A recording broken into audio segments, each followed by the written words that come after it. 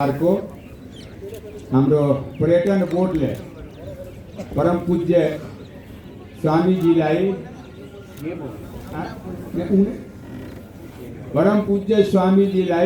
नेपालको ब्रान्ड एम्बेसडरको लागि सुनलिखित गोल्ड लिखित सुनको लिपिबाट लिखित उहाँलाई पत्र दिया छ।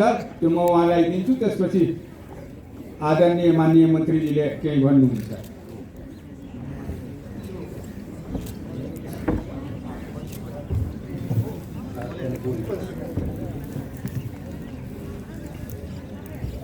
धन्यवाद सञ्चालकज्यू। आज यस पवित्र स्थल पशुपतिनाथको प्राङ्गणमा यस कार्यक्रममा आउनुभएका आदरणीय स्वामी रामदेव योग गुरुज्यू, आचार्य बालकृष्णज्यू,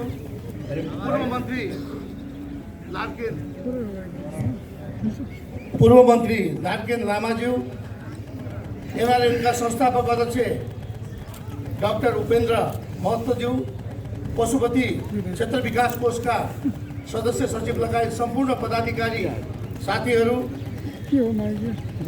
योग गुरु आदरणीय लवदेव मिश्रज्यू, उपस्थित सम्पूर्ण आदरणीय महानुभावहरूमा म पर्यटन मन्त्रालयको तर्फबाट र मेरो व्यक्तिगत तर्फबाट म आदरणीय स्वामी रामदेव गुरु र आचार्य बालकृष्ण गुरुप्रति हार्दिक स्वागत तथा अभिवादन व्यक्त गर्न चाहन्छु। वास्तवमा अस्ति 19 नोभेम्बरमा उहाँहरू यहाँ आउनुभएको थियो र दुईटा च्यानलको चाहिँ उद्घाटन सँगै भवनको उद्घाटन पनि सम्माननीय प्रधानमन्त्री शेरबहादुर देउवाजीले गर्नुभएको थियो। शीर्ष नेताहरूको त्यहाँ उपस्थिति थियो। त्यो कार्यक्रममा आदरणीय सडक परिवहन तथा रेल मन्त्री नितिन गडकरीज्यूले पनि अनलाइन माध्यमबाट आफ्नो मन्तव्य राख्नुभएको थियो। म उहाँलाई पनि स्वागत गर्न चाहन्छु, सम्झिन चाहन्छु र धन्यवाद दिन चाहन्छु। जुन आज भारतभरि जुन विकास भएको छ, जुन यातायातको सुविधा भएको छ, त्यो वास्तवमा एकदमै महत्त्वपूर्ण कुरा हो। भारत र नेपाल सँगै सीमा जोडिएको हुनाले त्यहाँको विकासले गर्दाखेरि नेपाललाई पनि त्यसले टेवा पुर्याएको छ। म उहाँलाई विशेष धन्यवाद दिन चाहन्छु। वास्तवमा बाबा रामदेव आचार्य बालकृष्णजी नेपालमा 3 दिने भ्रमणमा आएर जुन चाहिँ यहाँ आज यस महत्त्वपूर्ण कार्यक्रममा बिहान 5 बजेदेखि योग अभ्यास गराउनु भएको छ। आदरणीय सम्पूर्ण आमा बुवा दाजुभाइ तथा दिदीबहिनीहरूले बिहानदेखि योग गरिराख्नु भएको छ। म तपाईँहरूलाई पनि हार्दिक स्वागत तथा अभिवादन व्यक्त गर्न चाहन्छु। अन्तमा म के भन्न चाहन्छु भन्दा अस्ति मात्र म दिल्ली प्रस्थान भएको थिएँ। विगतमा कोरोनाको कारणले गर्दाखेरि जुन एयर बबल लागू भएको थियो, नेपालको नागरिक भारतमा जाँदाखेरि नेपाल र भारतीय मुलुकका नागरिकले मात्र जान पाउने र भारतबाट नेपाल आउँदाखेरि नेपाली र भारतीयले मात्र प्लेनमा आउन पाउने। मैले त्यहाँ गएर त्यहाँका पर्यटन राज्य मन्त्रीज्यूलाई भेटेँ। म त्यहाँ गएर सिभिल एभिएसन मन्त्रीज्यूलाई भेटेर यो एयर बबल चाहिँ हटाइदिनु पर्यो। हाम्रो फ्लाइट एउटाले मात्रै पुग्दैन, कम्तीमा 2-3टा फ्लाइट दैनिक काठमाडौँदेखि दिल्ली, दिल्लीदेखि काठमाडौँ सुरुवात गरिदिनु पर्यो भनेर मैले अनुरोध गरेँ। त्यसको 48 घन्टाभित्र त्यहाँका सिभिल एभिएसन मिनिस्टरले अहिले एयर बबल हटिसकेको छ। अब जुनसुकै नागरिक हामी यहाँबाट दिल्ली, हामी भारतको जुनसुकै ठाउँमा पनि जान सक्छौँ। त्यसले पनि पर्यटनलाई टेवा पुगाएको छ। म यही आज यो पशुपतिको पवित्र स्थलबाट म पर्यटन राज्य मन्त्री र सिभिल एभिएसन क्याबिनेट मन्त्रीलाई पनि म हार्दिक धन्यवाद दिन चाहन्छु। साथसाथै यस महत्त्वपूर्ण कार्यक्रममा मलाई यो जुन मैले अवसर पाएँ, संस्कृति पर्यटन तथा नागरिक उड्डयन मन्त्रालयको तर्फबाट मैले बाबा रामदेव र आदरणीय बालकृष्ण गुरु आचार्यज्यूलाई जुन मैले स्वागत गर्ने जुन मैले मौका पाएँ, यसको लागि म आफू एकदमै खुसी छु। आफूलाई म खुसी व्यक्त पनि गरेको छु। म एकदमै सौभाग्य मैले ठानेको छु र नेपालमा थुप्रै प्रजातिका मूल्य अब जडीबुटीहरू हाम्रो नेपालमा छ। हामीसित यार्चा गुम्बा छ, हामीसित 5 औले छ, हामीसित चिराइते छ, लगायत थुप्रै जडीबुटीहरूको सम्भावना भएको नेपाल, यहाँ थुप्रै ठाउँमा ती बहुमूल्य जडीबुटी पनि पाउने भएकोले आगामी दिनमा बाबा रामदेवजी, आदरणीय आचार्य बालकृष्णजीले पनि नेपालका विभिन्न ठाउँमा जडीबुटी उत्पादनलाई सँगसँगै त्यहाँ प्रशोधन गर्ने व्यवस्था पनि मिलाइदिनको लागि म हार्दिक अनुरोध पनि गर्न चाहन्छु। र अन्तमा जुन बेला हामी कोभिड-19बाट हामी ग्रसित भएका थियौँ, त्यो बेलामा बाबा रामदेवजीले बनाएको औषधि मलाई कोरोना लाग्दाखेरि उहाँले नै दिएको औषधि मैले त्यो प्रयोग पनि गरेको छु, त्यसले मलाई राम्रो पनि भएको छ। त्यसो भएको हुनाले आज विश्व नै बाबा रामदेवको योगले गर्दाखेरि प्रसिद्ध भएको छ। कतिपय औषधि उपचारबाट पनि ठिक नहुने ठाउँमा पनि बाबा रामदेवजीले बनाएको जुन औषधि सेवन गर्दाखेरि त्यो ठिक भएको छ, त्यसको लागि पनि म उहाँलाई हार्दिक धन्यवाद दिन चाहन्छु। र अन्तमा यो पशुपति क्षेत्रभित्र आएर जुन योगा शिक्षा दिनुभएको छ, यसको लागि म फेरि आदरणीय महाराज रामदेव गुरु र आदरणीय आचार्य बालकृष्णजी, आदरणीय योग गुरु लवदेव मिश्र लगायत सबै सञ्चारकर्मी मित्रहरूलाई म हार्दिक आभार व्यक्त गर्न चाहन्छु, धन्यवाद दिन चाहन्छु। र बाबा रामदेवजीको फेरि पनि नेपालमा भ्रमण हुनेछ भन्ने विश्वास दिँदै म आफ्नो भनाइ यही अन्त गर्छु। धन्यवाद, नमस्कार। हार्दिक आभार माननीय मन्त्रीज्यू। यो जुन ब्रान्ड एम्बेसडरको राम्ररी देखिन त, देखिन।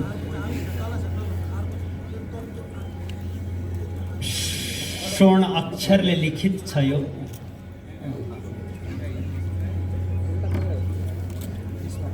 हजुर माननीय मन्त्रीज्यू पढ्दै हुनुहुन्छ। Letter of request, Nepal tourism board humbly request that the revered Swami Baba Ramdev kindly accept the honor of goodwill ambassador for spiritual and wellness tourism of Nepal. We look forward to receiving Swamiji blessing and guidance in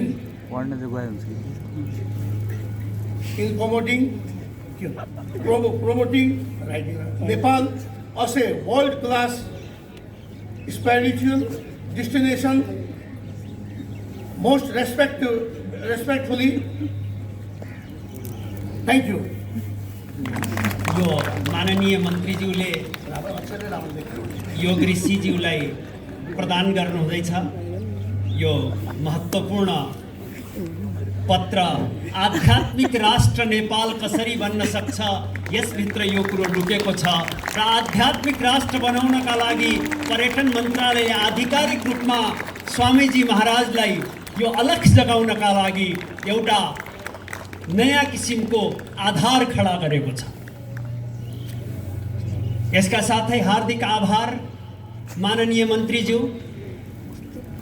yes पश्चात सम्पूर्ण नेपालीहरूको ढुकढुकी अर्थात् सम्पूर्ण नेपालमा आज योगको यात्रालाई उच्च स्तरमासम्म पुर्याउनका लागि परम श्रद्धेय आयुर्वेद शिरोमणि आचार्य श्री महाराजको जुन भूमिका छ, त्यो भूमिकाका विषयमा स्वामीजी महाराजले संसारभरि उहाँले पुर्याएको योगदानका विषयमा हामीले शब्दबाट व्यक्त गर्न आवश्यक छैन। त्यो कर्मबाट देखिएको छ। ती कर्म प्रधान व्यक्तित्वलाई नमन गर्दै आफ्ना विचारहरू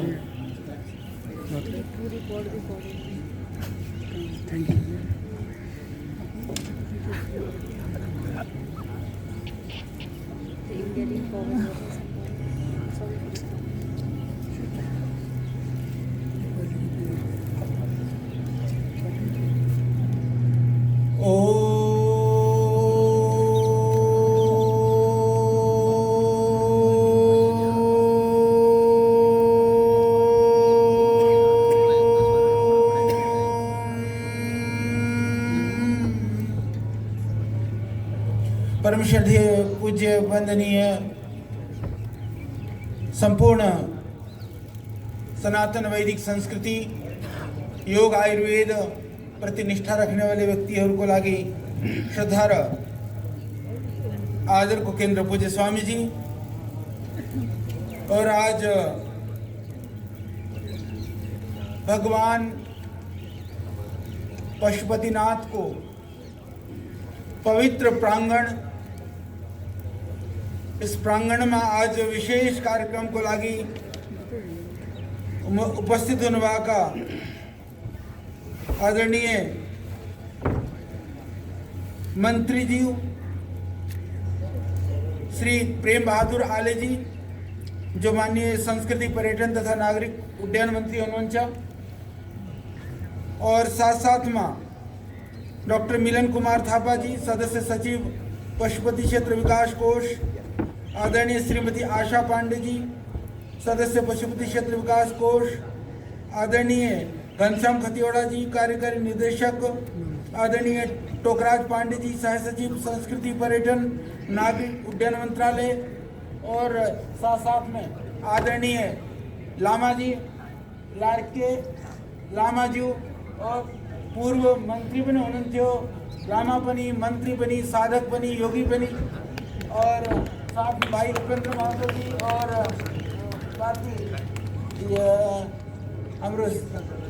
आदरणीय भाई लवदेव जी, भाई शालिग्राम जी, और हमारे कल से बहुत प्रयास कर रहे थे जो पूज्य स्वामी जी के पीछे लगे थे, सीओ साहब, जो पर्यटन संस्कृति मंत्रालय का जो सीओ साहब, सीओ भी आ रखे हैं नहीं आज, तो वहाँ को भी बहुत आशीर्वाद, क्योंकि वो पूरा प्रयास कर रहे उन्होंने हो। धनंजय रेग्मी जी को भी बहुत बहुत आशीर्वाद है, क्योंकि वहाँ को भी काफ़ी प्रयास किए, और विशेष करके आज यो ऐतिहासिक आमंत्रण हो श्रद्धेय स्वामी जी को प्रति आदरणीय मंत्री जी ने जो रिक्वेस्ट लेटर कि श्रद्धेय स्वामी जी को लागी कि पूज्य स्वामी जी नेपाल देश को यूं तो अघोषित ब्रांड एम्बेसडर तो उन्होंने उनसे पहले लिखी कि बिना कसई को कुनै लालसा को बिना पनि श्रद्धेय स्वामी जी ने संपूर्ण नेपाल देश को लागी जो योगदान दिनुभएको, जो दिँदै हुनुहुन्छ, तो अतुलनीय, अकल्पनीय और अद्वितीय छ।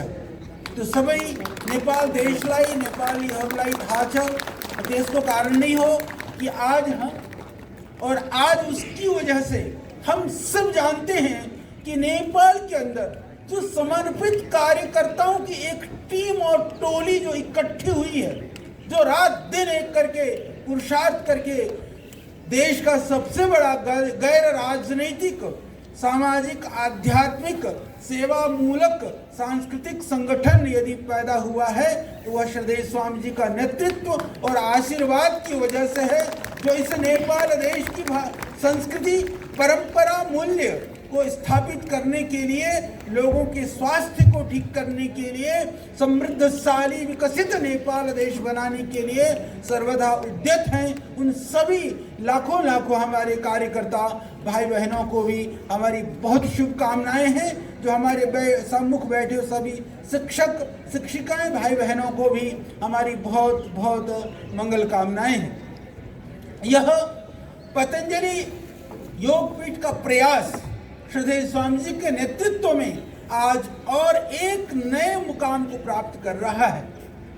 आज भगवान पशुपतिनाथ के इस पवित्र प्रांगण में पशुपतिनाथ सारे प्राणियों के नाथ हैं। उनके नाथ में रहने वाला कोई अनाथ नहीं हो सकता, इसीलिए आप सब सनाथ हैं। कहाँ? क्योंकि आप सबको पशुपतिनाथ का आश्रय प्राप्त है। मैले हिंदी में त्यही भएर भन्दैछु कि पूरा विश्वलाई थाहा भओस्, पूरा भारतवर्षलाई कि आज आदरणीय हमारे मंत्री जी, जो माननीय संस्कृति पर्यटन नागरिक उड्डयन मंत्री हैं, उन्होंने श्रद्धेय स्वामी जी को नेपाल सरकार की ओर से ऑफिशियली संस्कृति पर्यटन के क्षेत्र में ब्रांड एम्बेसडर, सम्मानित ब्रांड एम्बेसडर के रूप में सेवा देने के लिए अपनी सहभागिता देने के लिए आज रिक्वेस्ट करी है, प्रार्थना करी है। इस सहृदयता के लिए मैं आदरणीय मंत्री जी का बहुत धन्यवाद करता हूं। और जो व्यक्ति पूरी दुनिया के लिए अपनी संस्कृति, पर्यटन और वेलनेस उसके लिए जो लगे हुए हैं, तो मैं भी अपनी ओर से रिक्वेस्ट करूंगा तो श्रद्धेय स्वामी जी बहुत शीघ्र ही, क्योंकि इसकी घोषणा भी जब ये अद्भुत कार्य है तो अद्भुत रूप में हो, हम यही चाहते हैं। तो आज आदरणीय मंत्री जी, सब पूरा उनका मंत्रिमंडल, सबको मेरी बहुत शुभकामनाएं हैं। नेपाल देश मूलतः संस्कृति आध्यात्म प्रमुख देश है, ये पूरी दुनिया जानती है। राजनीतिक विविधताएं या आपस की विषमताएं अलग बात है, परंतु विचारधाराओं की बात अलग है। पर दुनिया के अंदर आज भी नेपाल को एक अध्यात्मवादी सनातन परंपरा को मानने वाला देश के रूप में माना जाता है। नेपाल देश की भूमि ही एक ऐसा देश की भूमि है, ये एक ऐसा भूखंड है जहां से दो धर्मों का उद्गम हुआ है। ये आप सबको समझना और जानने की जरूरत है। जिस परंपरा को दुनिया के 200 करोड़ से ज्यादा लोग मानते हैं, हिंदू धर्म की यह उद्गम भूमि, पशुपतिनाथ मंदिर का यह पवित्र प्रांगण, जहां पर माता सीता जानकी का पवित्र उद्गम स्थल, तो यह जहां हिंदू धर्म के लिए गर्व और गौरव का देश है, वहां पूरी दुनिया को शांति और अहिंसा का संदेश देने वाले भगवान बुद्ध की जन्मभूमि यही देश है। तो यहाँ पर इतनी देवी देवताओं और आदर्श महापुरुष अवतारी पुरुष के रहते हुए भी इस देश को आज धर्म से, यदि हम धर्म की पहचान से अपने आप को वंचित करते हैं, तो मुझे नहीं लगता है कि आपकी पहचान के लिए और कोई इससे बेहतर कोई आपके लिए पहचान के लिए कोई आधार हो सकता है। इसीलिए देश की उन्नति समृद्धि के साथ साथ अपने पहचान के लिए भी इन धार्मिक प्रतीकों का कभी तिरस्कार नहीं करना। धर्म और संस्कृति से आप हैं, आपकी वजह से धर्म संस्कृति नहीं है, इसीलिए धर्म को खोने वाला कभी जीवित नहीं रह सकता। तो मेरा निवेदन है कि यदि मान लो नेपाल हिंदू राष्ट्र के रूप में पूरी दुनिया को जाना जाता था दुनिया में, तो नेपाल दुनिया के 200 करोड़ से ज्यादा लोगों का श्रद्धा का केंद्र। राष्ट्र की धार्मिक पहचान खो गई तो 200 करोड़ लोगों का आस्था भी तो आपने गुमाया है। पर उसके बाद में आपने क्या पाया? मैं कहता हूं कि भगवान ने भगवान बुद्ध को यहाँ पर इस भूमि पर अवतार, यहाँ पर वो अवतार लेकर के आए, वो हमारे इतिहास हैं, अतीत हैं, हमारे लिए गर्व की बात है। परंतु वर्तमान में गर्व और गौरव हो ऐसा भी हम कुछ करें, इसके लिए भी हमको प्रयास करना चाहिए। इसी तरह से आज आपके अंदर जो शक्ति और ऊर्जा है, श्रद्धेय स्वामी जी के नेतृत्व में, मैं ऐसा मानता हूँ कि अब पूरा नेपाल योग और आयुर्वेद के माध्यम से खड़ा होगा। पतंजलि नेपाल की जड़ी बूटियों के लिए, आदरणीय मंत्री जी अभी कह रहे थे, यहाँ पर यारसा गुम्बा है, 5 उंगले छ, चिरायता छ, विविध तरह को जो बायोडाइवर्सिटी नेपाल को भगवान ने दिए को छ, तो अद्भुत छ। यहाँ मधेश, पहाड़, हिमाल, तराई, अलग अलग तरह को उपत्यका, विविध तरह को नदीहरू को संगम र स्रोत को माध्यममा बीचमा लगभग झन्डै 15-20 हजार भन्दा धेरै तरहको प्लांट्सहरू, विविध तरह को बायोडाइवर्सिटी यहाँ पर उपलब्ध छ। और अभी प्लांट्स बायोडाइवर्सिटी के लिए भी मलाई थाहा छ कि यूके गभर्मेंट को एउटा यूके को संस्था छ, रॉयल बोटनिकल गार्डन एडनबराबाट यहाँ पर बोटनिकल सर्वे या बोटनिकल रिसर्च को पनि काम हुँदैछ। तो मार्क वाटसन वहाँको साइन्टिस्ट है, वो मथि पनि हरिद्वार पनि कई पाली गएर पूज्य स्वामीजीसँग हामीसित पनि भेट गरेर आएको। वहाँ हाम्रो कुछ नेपाली हाम्रो भाइहरू पनि काम गर्दैछन् एडनबरामा, स्कॉटलैंड में। तो वो बायोडाइवर्सिटी के ऊपर अभी बहुत काम करने की आवश्यकता है। थुप्रै जडीबुटीहरू विलुप्त होने की कगारमा छ। जडीबुटीहरूको प्रशोधन गर्न भन्दा जरुरी छ जडीबुटीहरूको संरक्षण र संवर्धन गर्न। जडीबुटीहरूको स्रोत असीम छैन, सीमित छ। यदि जडीबुटीहरूको दोहन हुँदै गयो भने जडीबुटीहरूलाई निकाल्दै त्यसलाई त्यसको पूरा आप खनन करके निकालते रहें और जड़ीबूटियों को यदि पैदा ना होने दें, उनको बीजलाई त्यहाँ धरती में ना हाल्ने भने जड़ीबूटी केही समय पछि खत्म हुन्छ। तो उसके लिए भी पतंजलि प्रतिबद्ध है कि जड़ीबूटी अनुसंधान के लिए, जड़ीबूटी को बढ़ाने के लिए, संरक्षण संवर्धन के लिए जो भी हम संस्थागत रूप से भी पूरी तरह से प्रयास करेंगे और आदरणीय मंत्री जी और सरकार जो भी हमारे लिए निर्देशित करेंगे, पतंजलि इस काम को करने के लिए कृत संकल्प है। इसी तरह से मैंने कल आदरणीय प्रधानमंत्री जी से भी बात की। आदरणीय प्रधानमंत्री जी, पूरा मंत्रिमंडल, कृषि हमारे मंत्री जी संग पनि मैले कुरा गरेको। नेपाल मूलतः कृषि प्रधान देश है। यहाँ पर एग्रीकल्चर कल्टिवेशन को लागि, एग्रीकल्चर रेगुलेशन को लागि पनि थुप्रै काम गर्ने आवश्यकता छ। डिजिटल एग्रीकल्चर र मोडर्न एग्रीकल्चर एडवान्स टेक्निक को माथि पतंजलि थुप्रै रिसर्च गरिरहेको छ, भारतमा थुप्रै काम गरिरहेको छ। एग्रीकल्चर रिसर्च को लागि पनि हामी काम गर्नको लागि प्रतिबद्ध छौँ, त्यसको लागि पनि हामीले प्रयास गर्दै गर्नु हो। त्यसबाहेक हिजो पनि हामीले कुरा गरेर पूरा मंत्रिमंडल को साथ में हाम्रो मीटिंग थियो। आदरणीय एम्बेसडर साहबले हामीलाई आमन्त्रित गर्नुभएको थियो। त्यतिखेर पनि हामीले रिक्वेस्ट गरेर त्यो पनि योजना बन्दैछ कि नेपालमा एउटा स्किल डेभलपमेन्ट प्रोग्राम, किन भन्दा आज पूरी दुनियाँमा स्किल्ड व्यक्तिहरूको ज्यादा माग छ, डिमान्ड छ। तो स्किल्ड भएपछि नेपाली कहीं पनि, नेपालमा पनि, बाहिर पनि देशको समृद्धि र उन्नतिको लागि ठुलो कन्ट्रिब्युसन दिन सक्छ। स्किल डेभलपमेंट प्रोग्राम को लागि पनि पतंजलि सोचेको छ। यसको विषयमा पनि उसके लिए भी हम लोग कुछ काम करने वाले हैं। बड़े लेवल पर श्रद्धेय स्वामी जी का आदेश होगा तो हम जरूर उसको भी आगे ले जाने वाले हैं। इसी तरह से नेपाल में सब देखो साना साना बाबू नानीहरू, यस्तो सानो बच्चीले सबैले देख्नु भयो कसको एकदम फिजिकली फिट और फ्लेक्सिबिलिटी। तो नेपाल में अपार जति पनि जो नेपालीहरूको जो शरीर एकदम न सुगठित मजबूत स्वभावतः, परंतु त्यसको यो स्वभावतः सुगठित मजबूत शरीर को एउटा कंट्रीब्यूशन दुनिया को लागि के हुन सक्छ।